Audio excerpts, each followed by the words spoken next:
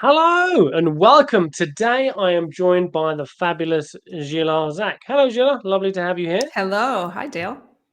Beautiful. Well, Gila is a clinical hypnotherapist, but she's also, and the reason why I've brought her here, is she's an advanced handwriting analyst. Now, the reason why I've invited her here today is because within the metaphors of movement work, which those who watch this channel are probably familiar with, or those who are interested in exploring more of the unconscious or subconscious in a different level, are aware that we draw pictures of unconscious experience. Now, I was talking to Gila a little while ago, and she mentioned that at HypnoThoughts Live, she's got a great handwriting analysis course, which I will be joining. Little plug. And yeah, just she talked about how also the way we write and our handwriting comes a little bit from the unconscious. So she's going to explain a bit more about that. But then we're going to do a practical elicitation to explore how handwriting analysis and actually our own handwriting we can look at from a metaphors of movement framework. So it's going to be exciting, going to be interesting, outside the box. So yeah, Gila, tell us a little bit about yourself, your journey with handwriting, and how you use it with clients. Yeah. So in my hypnosis training, it was a fundamental part of the experience. You didn't get to get your hypnosis diploma until you understood the basics of it, and then they offered, of course, an advanced class, which once you get a taste of this, you kind of want a little bit more. And I like to think of those of us who are hypnotists as unconscious behaviorists first and hypnotists second. And hypnotism is just a tool that we use as a way to help people facilitate change. And so handwriting is just another way to experience a body language that's put forth through the subconscious mind. It's an expression of our mood of the moment, elicited through ideomotor response, putting pen or pencil to paper. And so we can see that with a sample of someone's handwriting, and to be clear, a full sample is going to be, 3 pages, 2 pages, 1 page. But even when we're looking at snippets of handwriting, we can get a glimpse of what someone's unconscious motivations are, their drives are, and how they're likely to behave in certain situations. So as a hypnotist, I find this a really invaluable tool because oftentimes clients don't know how to express what they're feeling. And this is another reason why I love the metaphors of movement work and what you do and what I've learned from you, because it helps people who maybe aren't particularly verbal or visual be able to express themselves. So handwriting is just another unconscious body language that we can see on a visual level. Got it. I mean, one of my bugbears with a lot of different therapies out there is I mean, I'm not a big fan of labels. I think labels can be useful because they do give insight and understanding, but I think sometimes people can use labels like I've got generalized anxiety disorder or ADHD. A lot of people can use these as labels to actually limit themselves in some of their successes. So how does handwriting work like that? Does it like label people in a certain way? How does it look at things, or how does it stop that from being an issue? Because I'm just quite conscious of that for myself. Yeah, no, and I agree with you 100% on all of that. Handwriting is going to change as we change, as we evolve, because it's an expression of our personality. So as our personality evolves and changes, matures and grows, our handwriting is going to reflect that. And you can think about this historically. You write differently today than you probably did in seventh grade or third grade, or even Maybe. maybe even you. Maybe. I mean, I'm not promising. But the idea is that the, when one of the things that people say about handwriting is that it's not a science, and it's not an exact science. It's a statistic. I like to think of it as a statistical model that says if we are seeing the generalities of someone writing in this way, you can map it across like literally to the way that they're behaving. And so as we grow and change, our handwriting is going to change. So we can see anxiety in handwriting. We can see pulmonary disorders. We can see heart or cardiovascular issues. We can see depression, suicidal ideation. We can see psychopathy. We can see criminal behavior. We can see love. We can see compassion and generosity. So we can see so much. It's not so much that we are labeling, we're seeing what the potentiality is for the person as a whole. Okay, so if we look at it, we've obviously got Barnum statements, which can be used as broad generalizations. I remember when I used to mind read people when I was more younger and frivolous, shall we say, and I used to read people's personalities. But what I'm understanding from handwriting analysis, obviously, the larger amount of data, the larger sample size, the quote unquote more accurate for your potentiality you can be. But what I'm Mhm. getting is you would look at a handwriting sample to look at potential trends, see what things could align, and then you present that information to the client, or you can have that as a potential thought in the background as a coach or therapist when using this work. Is that correct? Absolutely. And beyond that, I mean, the reason why I am so passionate about this to teach it to other people is because it helps to build rapport with your clients. It helps them to see you as the expert, to say, wow, this person really sees me and knows me, rather than just, you're coming in, you're sitting down, and then it's just like, let's get to it. If you really want to create that deeper connection with your client and show that you see them in a way that sometimes they don't even know how to express externally, I think that's a really powerful tool. Interesting. Yeah, because what it makes me think of is when we're talking about neurolinguistic programming and meta programs, or we're looking at essentially dichotomies within human experience, introverted, extroverted, more logical versus more emotional. These kind of essentially polarities, I'm guessing, would come through within handwriting. So you can already start to realize what could fit, what couldn't fit, where might you be your resistances when you're working with clients. Would Absolutely. that- And what really struck me is that the first time when you and I met someone around a year ago, and you said, "Well, what's that like?" And you started drawing it out, and you started making the pictures. It was the same kind of a thing. It was like, wow, I have not told him anything about what this thing is, and yet with the metaphors and the way that you idiomize it, it just it was a wow moment. It was just like, how can he see that? How does he know that? Beautiful. But again, it's the metaphorical unconscious language that's coming through. And this is what excites me about it, because with metaphors of movement, we're working directly with the unconscious. We're not imposing content. I know within some of the handwriting analysis, certain letters have certain meanings and things like that. So there is a bit of a deviation. But with the metaphors of movement work, because it's really content free and it's coming straight from the client, that's essentially what the language sample is. It's come straight from the client based on that context to give you more insight as a coach and therapist. Mhm. So this is why I wanted to have you on, because I'm really excited to see how these things could work together. Because we know the Okay. unconscious is vast, there's so many different ways you can look at stuff when you're working directly with that unconscious information. So are you happy to do a bit of a demonstration for the fine Sure. public today? Cool. Sure. So so before the session began, I prepared two different things. So one, I prepared two bits of idiomized communication. So for those of you who don't know, in metaphors of movement, you draw a little picture with lots of writing around it. Now, I don't want to, because Gila's already studied metaphors of movement and she uses it within her practice. I don't want to give her the pictures. I just want to see, how does the handwriting work? So what I've done is I've thought about two different emotional states of being. I haven't told her what they are, and I've elicited what that's like, and I've just written the words. And I've done the same. One is more optimistic, one's more pessimistic. So with dichotomies or more extremes, it's easier to see these things, because this is a bit experimental. We've never actually done this before live, but we played with the idea. And then we're going to look at the metaphorical side of things to see how that compares. So if you're good to go, we'll jump right in and I'll share the first Yeah. drawing with you. I do have one question. When you were writing this, did you have both feet on the floor? Were you sitting in a chair with both feet on the floor? Ooh, I don't know, but my chair that I'm sitting in right now is raised up slightly. So I'm going to say potentially not. Okay.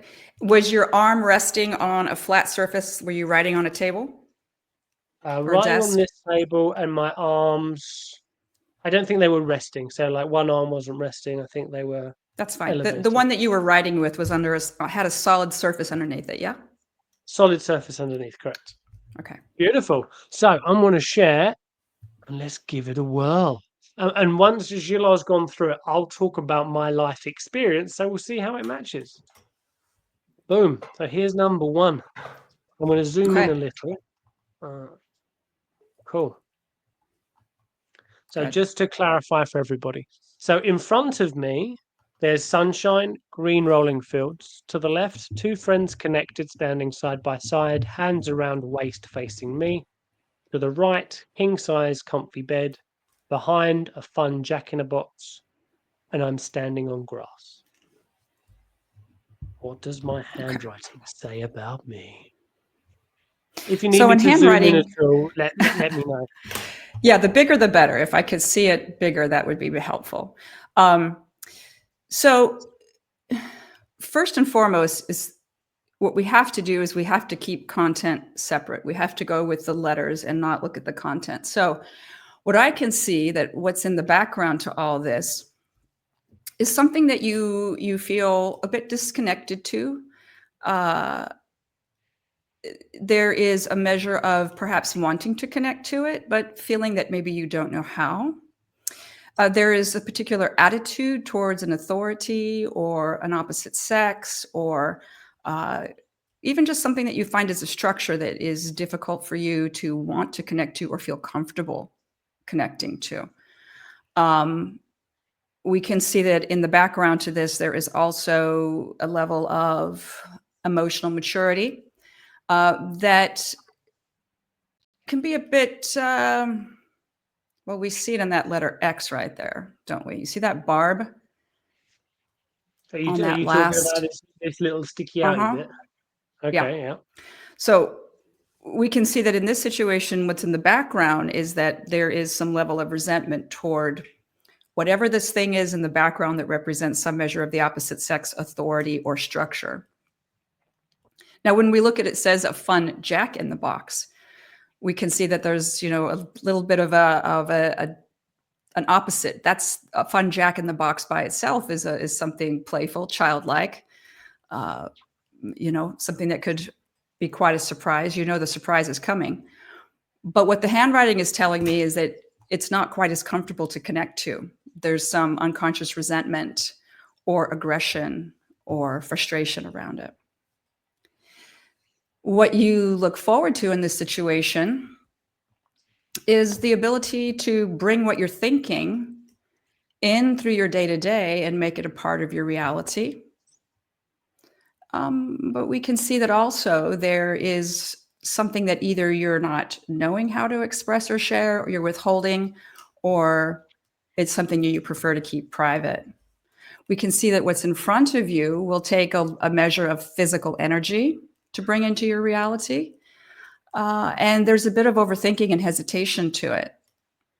Now, you want to give it a lot of energy, and you do, but there is a hesitation between the thinking and the action process. And the interesting thing is that when it gets to the end, like this thing that you look forward to, you might have difficulty finishing it. You get started, but maybe you lose focus or energy around it. And we can see that you see yourself as one way, but you're perhaps behaving in another. And there could be some resentment from others or towards yourself about this. Now, what you look forward to is also something that leaves you finding it difficult to communicate or communicating a bit harshly at times. Now, what's left for you in this situation, or let's see what's right first. I'm curious what's right. So what's right for you is, again, something that you want to connect to, but there's a disconnect to it. Now, it could be that there is something in your past that makes it difficult for you to connect with, whether this thing that you want to connect with is a structure and authority, but very likely something or someone of the opposite sex. And we can see again that you get started with it. You want to put a lot of energy into it, but then the energy wanes as there's difficulty following through. And the communication, again, you find it difficult at times to communicate what you want, or you over communicate in a way that could be a bit harsh. We see that what's right for you, again, is something that you see yourself behaving one way, but you're actually behaving another. and you're not bringing that behavior all the way into your reality. Yeah, there's some unconscious frustration to what's right for you. You either have made it right for you and you're frustrated about it, or you're being forced to make it right and you don't feel very comfortable with it. Interestingly enough, it's a king size comfy bed. And when we see the word comfy, zoom in on that O. There we go. You see that little tiny disconnect where the oval doesn't really connect? There you go. Oh. That is, oh. That is, again, ovals are all about communication.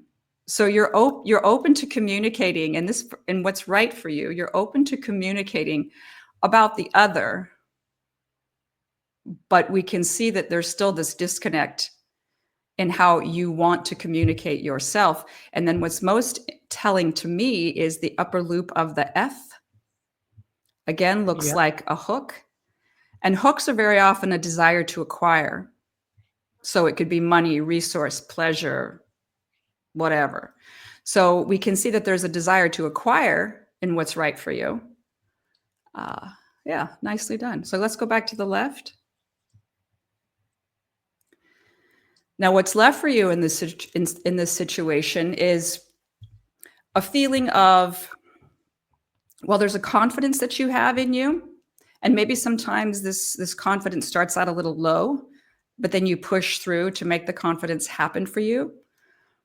But it's still separate, more separate than it should be from what you hold and carry. You have the capacity to carry what's left for you in a big way, albeit sometimes with a bit of frustration at times, especially when it comes to if it takes time away from yourself and what you want to do, but you do have the capacity to carry quite a bit.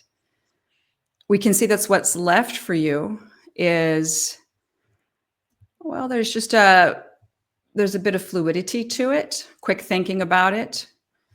What's left for you is something that you are feeling somewhat confident about, but you're far more suggestible to your own thoughts about it.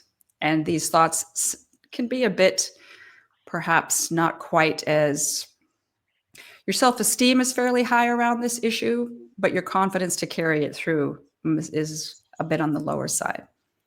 And a consistent trait that I'm seeing for you is thinking that you are one way and yet behaving another. So what's left for you has got you finding it difficult to follow through, especially with something that you've got your hands on. Let's go to that center.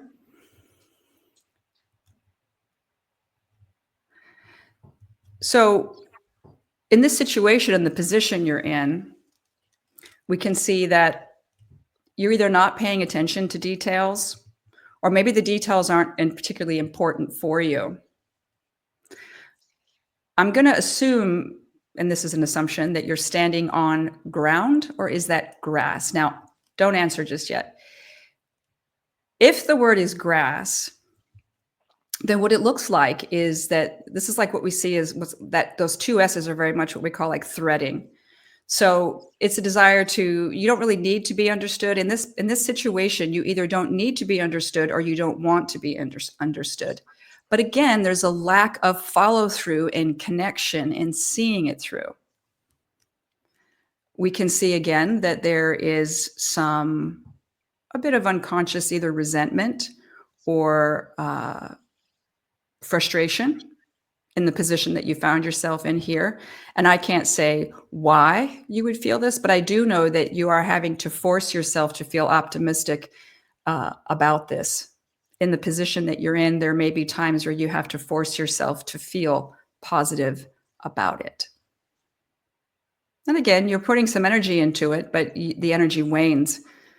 And when the energy does wane, there's a bit of negativity. You're bringing it back to the self, but not in a very positive way. Interesting.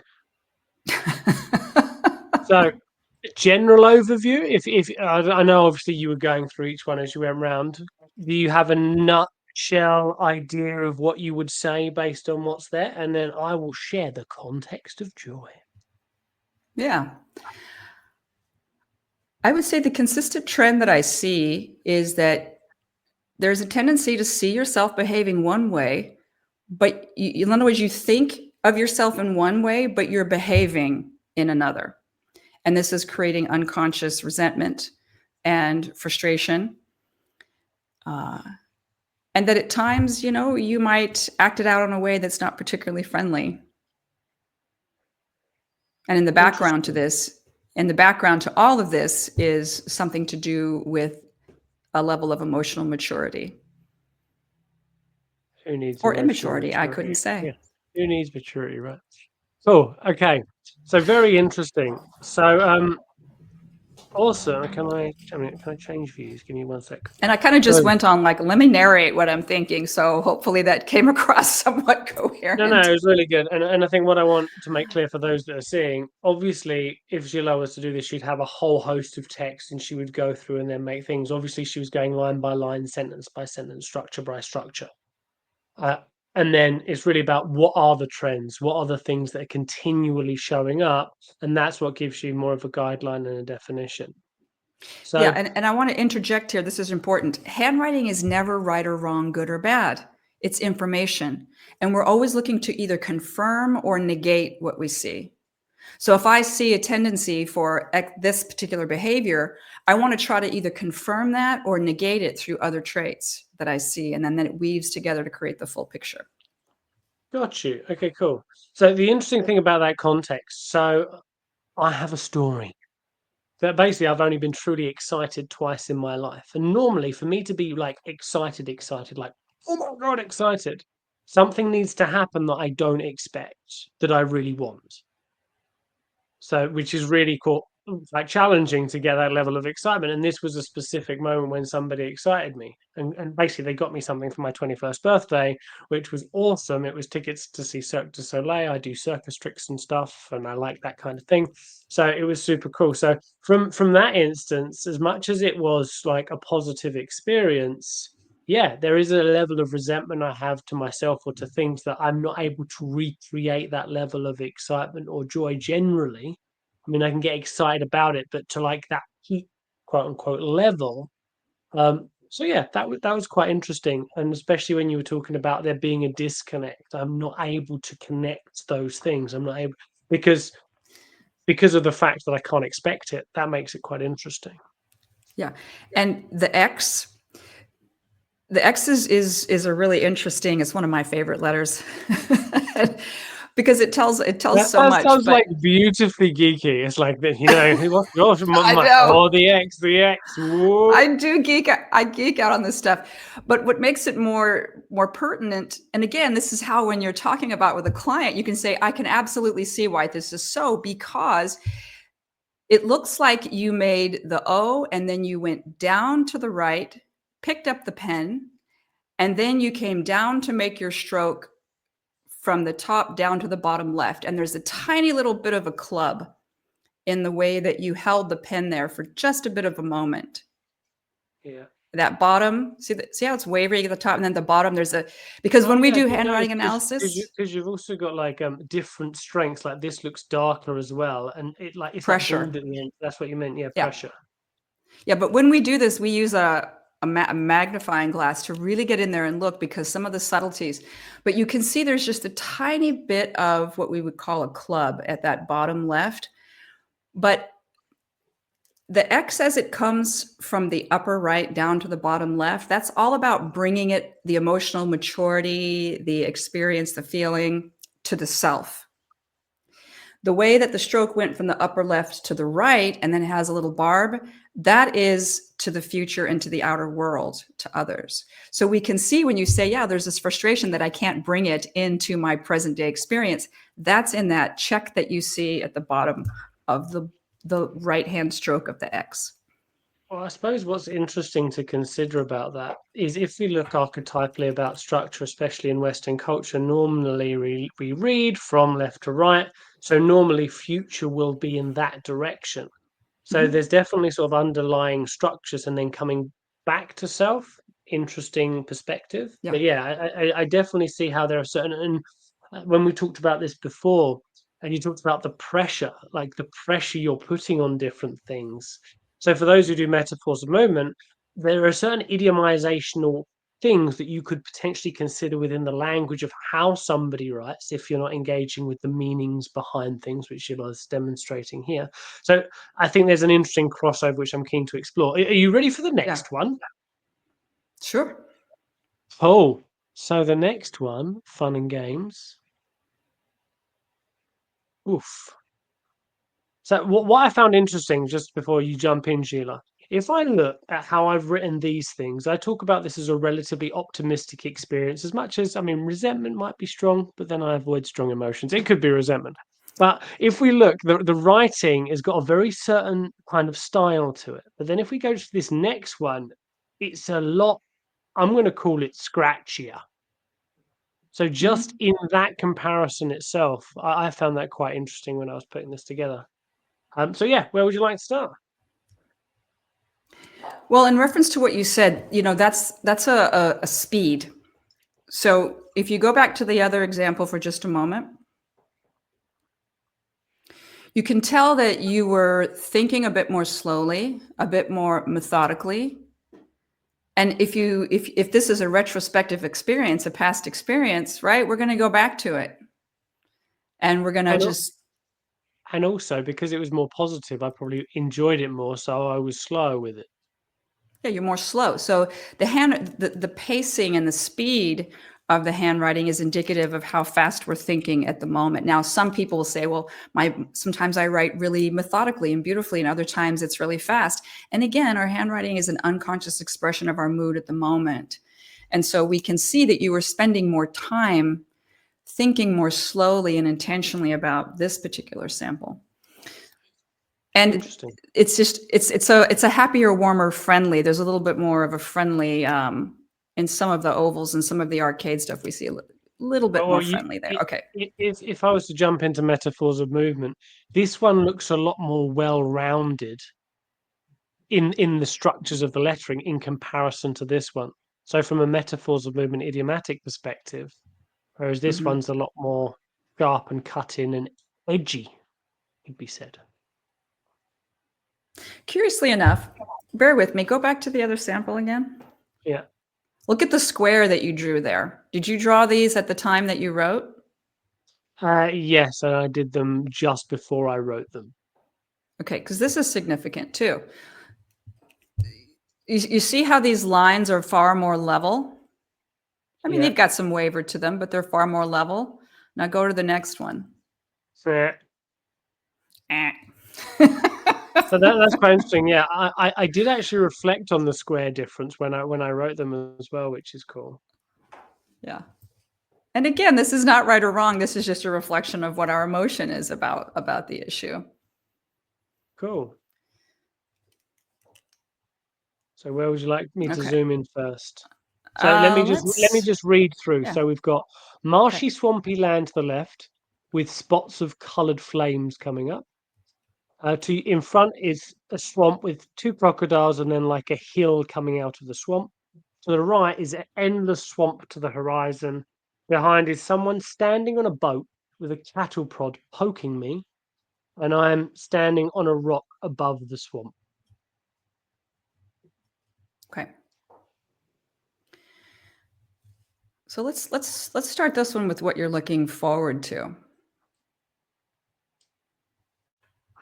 Now, in this situation, what you're looking forward to, there's an imbalance between what you're thinking about in your daily world and what you're wanting to bring in or capable of bringing in the everyday world. And again, there's a little bit of a lack of follow through. We can see that you have thought about this quite a bit in your communication, uh, and there could be some rumination going on with it as well. You look forward to putting a lot of physical energy into this, but at the same time, there's a point. There's a physical energy that you could put into it to a point, and it's affecting a sense of self or self acceptance. And again, we can see that, well, What you look forward to is also something that has a big influence on your self-esteem and confidence in your ability to bring out into the world that which you want to. Now, there is a spiritual awareness to this that you bring into it, and you're very positive about the spiritual aspect to it. But again, you give it a lot of physical energy, but then you kind of stop and bring the physical energy back to yourself. If we look at the center position, in this situation, we can see that there is, again, this disconnect. Now, there are rules and structures to the situation, but you don't necessarily want to connect to them, or you have difficulty or frustration connecting to them. Now, what I see most interesting is that we're seeing a pattern here with the S's that we didn't see in the other one. And that is where that upper loop, the upper S, you see how you start, there's a little barb on it, and then it goes to the left, and then it almost stops, like, and then goes to the right, and then it hooks back up. So that whenever an oval should be smooth and it's not, that tells me that the person is second guessing the self. They are double checking. They are, in other words, there's not a fluidity of thought, because the S, the upper loop, is what we're thinking, and the lower loop is how we bring it into the everyday world. So there's a narrower aspect of thinking rather than bringing it into the world. So as an interpretation on that, it would be like, am I standing? There is a swamp. Because the S is a lot more curvy, that would show certainty within that. So there is a swamp, but am I standing? Because if I'm on a rock, I'm not going to be standing level. I'm going to be potentially. So am I standing 100%? Yeah. And in this position, in this situation where you are, there's some confusion. There's some frustration. There's some angst. And dare I say, it reflects itself in a sexual way. I wouldn't say that, but some might say that standing on this rock is not a very comfortable position for various reasons. But when we look at, again, the word above, you see how there's not a loop in the B, and there's a point at the top. So, B's are all about the way that we behave in our principles, our business, our ethics. And so there is this almost like this tangling of what you want to think and what you want to be, how you want to communicate it, and how you get it out there, that are in alignment with your principles, ethics, and communication. And you're really, really good at using your confidence to push you through in situations such as this. Let's go see what's in the background.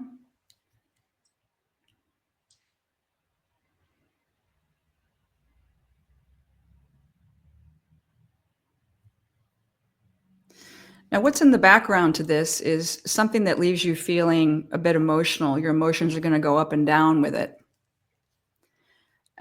Something that's not quite doesn't feel as steady to you. And again, we can see an even greater degree of frustration or angst or irritation in your capacity to either generate money or bring what you want to that's in your head into physical reality. What I see here is that what's in the background to this is something that you're giving a lot of physical energy to. You've hooked in, but it's not particularly pleasant. Doesn't feel particularly comfortable. And again, it can be causing issues with maybe how you feel in your body. Now, here we see what's in the background is that there's a fair amount of communication to what's going on, but it's all over the fucking map. There's lots of different styles of the way that whatever's in the background to this is communicating to you at a subconscious level, or whatever it is that's in the background of this is communicating in a lot of different ways that leave you feeling the need to protect, to be private, or to withhold. And you're giving a lot of emphasis to your self-esteem and confidence in the process.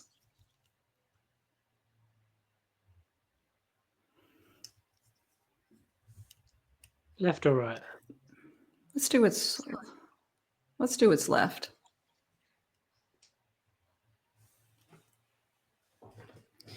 So what's left for you in this situation is something that has you thinking at times. At times, your thoughts are coming much more quickly. You're going through. There is what's left for you in this situation is got you feeling generous at times, generous to others, and at other times, not so much. And we can see that once again, when it comes to your sense of communication with yourself, your body, physical activity, self-love and self-acceptance, what's left for you leaves you feeling more open to this, much more open. However, it would also leave you more open to the criticisms and compliments of what applies to your sense of self-love and self-acceptance. Now, again, we see that what you've left off to one side, or what's left for you, is something that you feel very strongly about. There's a lot of, we're seeing a lot of this angular stuff with some of these letters, and it's moving forward, it's pushing you forward, or you are pushing it forward, or maybe it leaves you feeling like you have a greater ability to come forward. It's more determination. What you left off to the side is something that could determine your internal energy. I'm seeing that real consistent theme of your physical energy, and you're really good at getting it started, but then it just kind of wanes and you're not carrying it all the way through. Interesting. Yeah. Now, what you've made right, what's right for you, or what you might be left of right of, is something that has to do with your attitude towards culture, toward others, and whether you can do this without bias. And we're seeing that, yeah, that's really interesting. That's fucking cool. Okay, we'll get into that one in a minute. So, all right, so what's right for you in this situation, or what we can see again, is that you've got great energy and fluidity. You're a quick thinker, but there's this lack of follow through that we're seeing that continues to show itself in what you've made right for you or put right for you. And your capacity to hold this has left you feeling as if you have to push forward towards others a bit. And we're seeing this consistent theme of the way that it influences your self-acceptance and self-love. And it's got you going back and forth and looping through times when you do and times when you don't.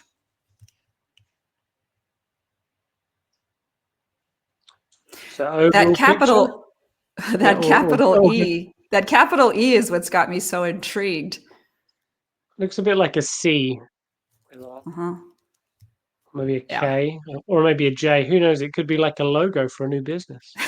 It's like a hieroglyph. So again, this is whenever we see a deviation from the structured norm, that tells us how far that person, in whatever it is that you're thinking about writing it, has deviated from the cultural norm of society. And E's themselves, again, are our attitudes towards culture, towards others, our systems and heritage. So whatever is off to the right for you, you're just like, fuck the systems, fuck the culture, fuck the heritage. I'm going to do this my own way. And with a lot of flair. Very interesting. So from my own interpretations, I think there's a lot of stuff that didn't land, because obviously you're going through specifics and we're looking to get that general picture. I think if you're using this to assess certain personality styles or profiles, I mean, it could be argued you could just use mass generalizations until something fits. Obviously, you'd go into more specifics.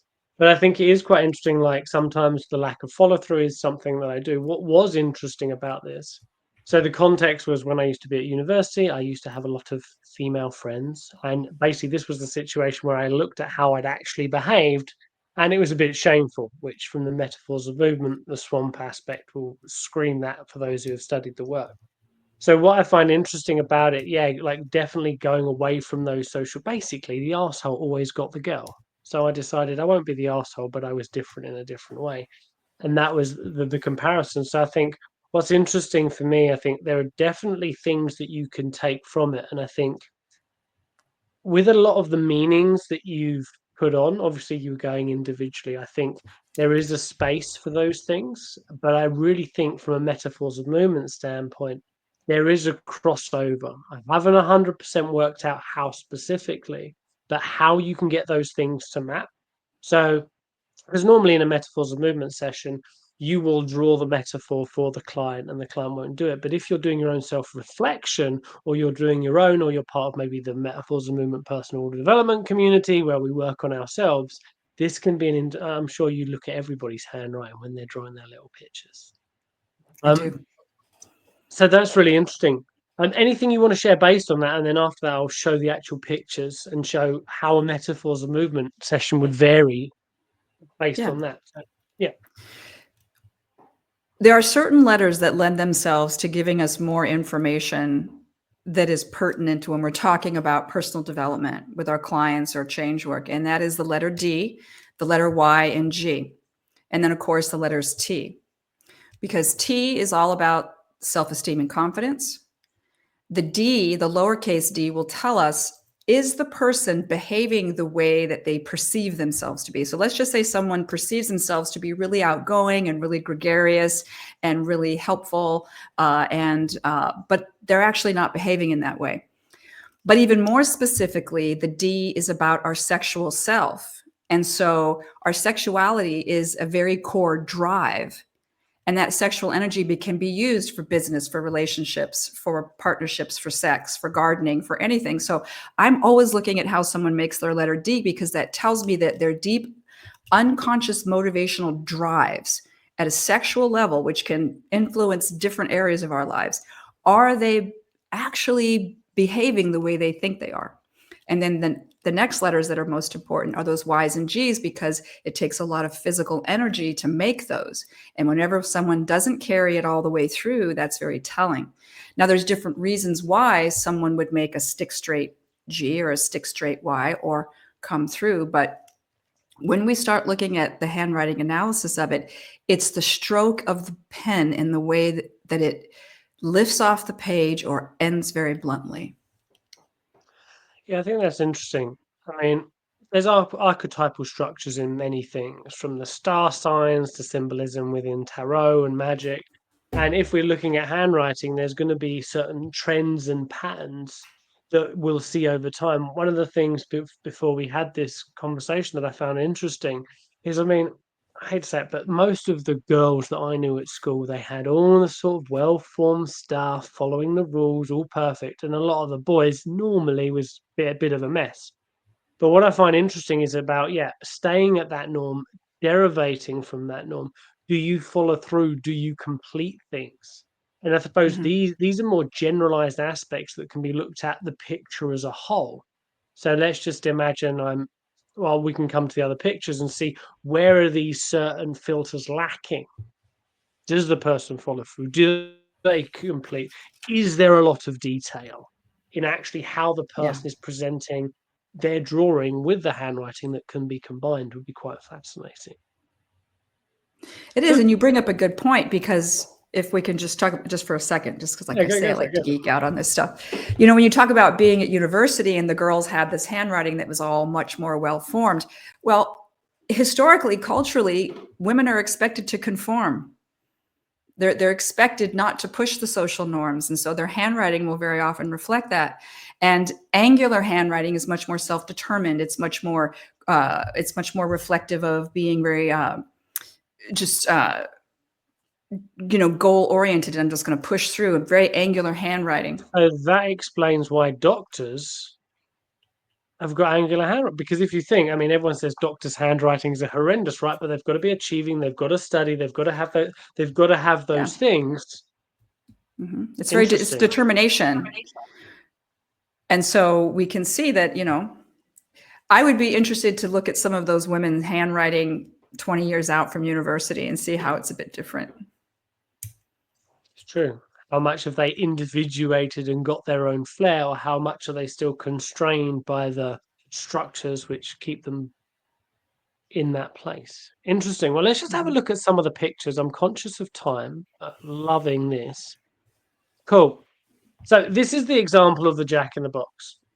So for those of you who don't know the metaphors of movement work, essentially what we do is we draw out the metaphorical landscape of somebody's experience, and then we use language, which is idiomatic, to communicate what the person's internal reality.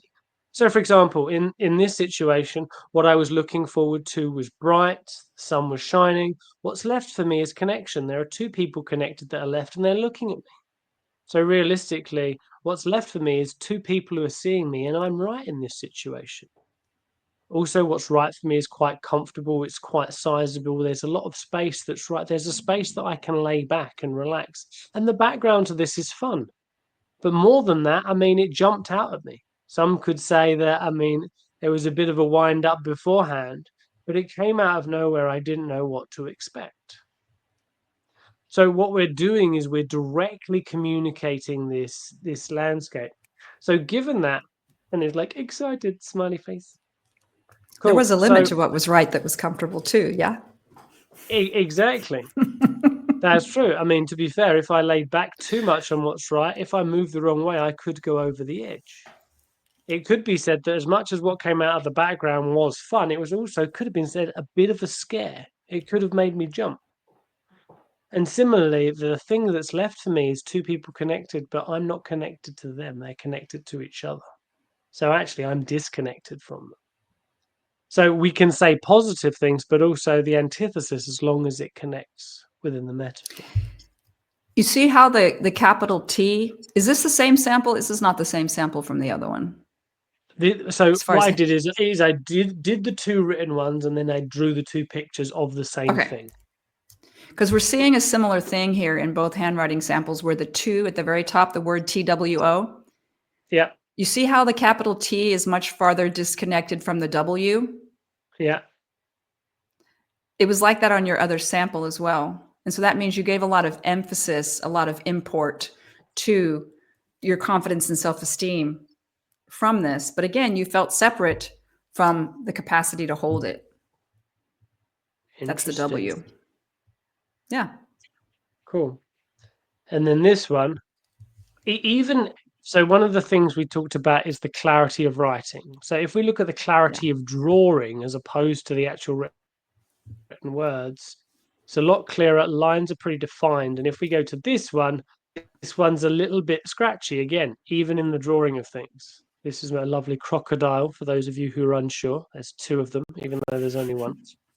But yeah, there's a hill, there's swamp marshland with fire, person poking me with a cattle prod. So from a metaphors of movement perspective, essentially could be said, I'm outstanding in this situation. People could see me, but I'm being poked to progress. I'm being poked to change my position. I'm being poked to let myself down and really drop myself in it. Now, if I was to go in it, it would be pretty disgusting. Now, there would be a way ahead. There is a way out of this, but it's a bit of an uphill struggle. And the trouble is, I might die. There are two crocodiles in the trunk. So if I am to progress, I might feel like I'm being eaten alive. I might feel like my life might end. But there's nothing I can do that's right because it's endless swamp.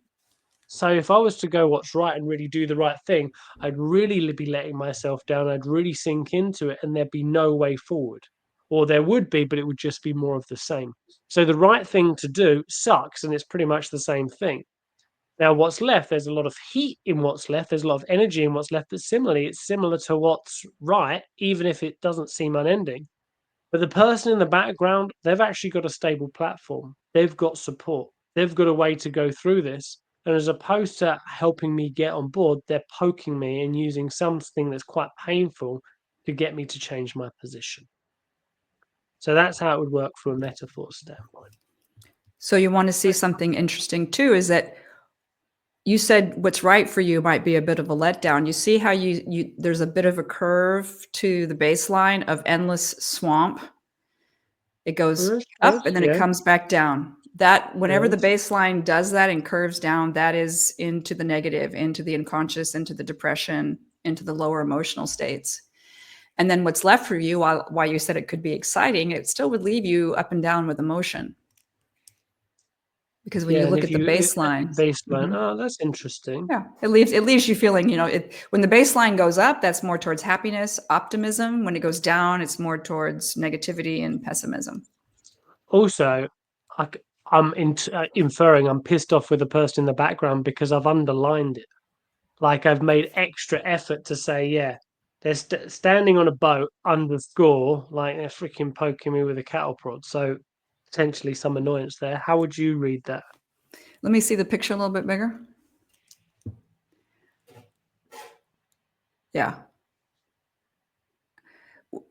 Whenever we see lines that connect where they shouldn't, that's tangling, and that implies unconscious negativity, aggression, frustration, uh, a tendency towards violence in some people. Which, if you take my Cattle prod. handwriting course, I'm going to give you. If you take my handwriting course, I'm going to show you some brilliant samples of people who have that to the extreme. Interesting. Shameless plug. Shameless plug. Well, well, that was really interesting. So, I mean, I Yeah. definitely think both, I mean, metaphors of movement, I love, has a great place for any problem, challenge, or issue to allow clients to get more understanding, more insight. I'm actually going to be in Orlando. I think you're in Orlando as well, Sheila. You're not training there, but you're Mm-hmm. presenting. So, I think we've both got presentations happening in Orlando. So, if you're going to the Orlando Hypnosis course conference, Hypno Expo will be there. But also, Gila's going to be training at Hypno Thoughts Live, teaching specifically about handwriting and handwriting analysis. Do you want to share what's that actually about? How long is it for? What's the sort of thing you're going to be Yeah. doing there, Gila? Yeah, it's the Monday post-conference. It's going to be an all-day overview. I mean, to be honest, handwriting analysis is a huge area, but I'm going to be giving you everything that you need to know to hit the ground running with your own workbook, with all of the information that you need to get a really clear picture of what you need to know going forward, how to use this modality in any way that you want to, whether it's professionally or personally, at parties or socially. But for the main reason, it's how to work with your clients and give them exercises how to do. In other words, if I saw somebody who is having a difficulty making those S's connect, I would say make a point to really connect those S's together, bring the ending stroke up and out. If you really want to follow through with these things, let's get you writing page after page of just those G's that come on through, or however it might be. So this isn't hearkening back to classroom where you've been bad and you have to do lines. Literally came up to me. I'm like, don't make me write lines. I could totally see that in your face. It's not like that at all. It's all about, that they wrote this book a long time ago, Change Your Handwriting, Change Your Life. And there's a reason for it. It's kind of like the chicken and the egg scenario. But if you practice, making these subtle changes, you're communicating to the subconscious, I'm going to follow through. Well, but even in that, if I can just interrupt, like, Yeah. just the thought of me writing lines, be like, oh my God, write lines. Well, because I'm committing to follow through. Like by doing that, I would have to complete. So there's an interesting juxtaposition there. Yeah, and we already know through your handwriting that you take a bit of an issue with cultural structures, the way things have to be done. But yeah, the course. Like being told what to do. Yeah, the course. Yeah. Sorry. Yeah, no, it's okay. But the course is going to have a really big overview of everything that you need to know. And what's really important is to look at your client's signature, comparing that to their handwriting. That's going to tell you a lot. Yeah, I can't, a sneak peek of that would be, I had a client the other day who came in, and when they gave me their handwriting sample, but they didn't put their signature on it. So I said, "Will you please put your signature on there?" And they did. And they made this scribble, scribble, scribble, all the way to the right. And I'm not reading for content right away. I'm just, and so why are you here? Oh yeah, I'm having difficult connecting with people. I'm like, really? Would you say that you're someone who pushes them away? He's like, yes. I was like, well, because his signature, he's just like, he's got it going all the way off the page with this big old barb. He's walking around with a big harpoon that says, "Don't fucking get close to me." So, there's just wonderful ways that you can see this show up. And again, it builds rapport. They're like, how did you know? Nice. Well, thank you so much, Gila. For those going to Hypno Thoughts, sign up to Gila's course. I will be there. I will also be presenting at Hypno Thoughts, so come by. I will also be I've got a little table drawing out metaphors. So if you want to experience metaphors of movement firsthand, not secondhand, firsthand, do let me know as well. But yeah, thank you, Gila. This has been a really interesting exploration. And for those of you doing metaphors of movement, I am going to be taking Gila's handwriting course and then maybe putting something together to look at how to maybe remove some of the content interpretation, but how we can use this idiomatically to look at metaphors of movement and this implication in a very different way. So that's going to be exciting too. But thank you for coming, Gila. It was great I having you on. appreciate it. I appreciate the invitation, always. You're more than welcome. Well, have a great one. And as always, keep on taking steps. Catch you at the next one.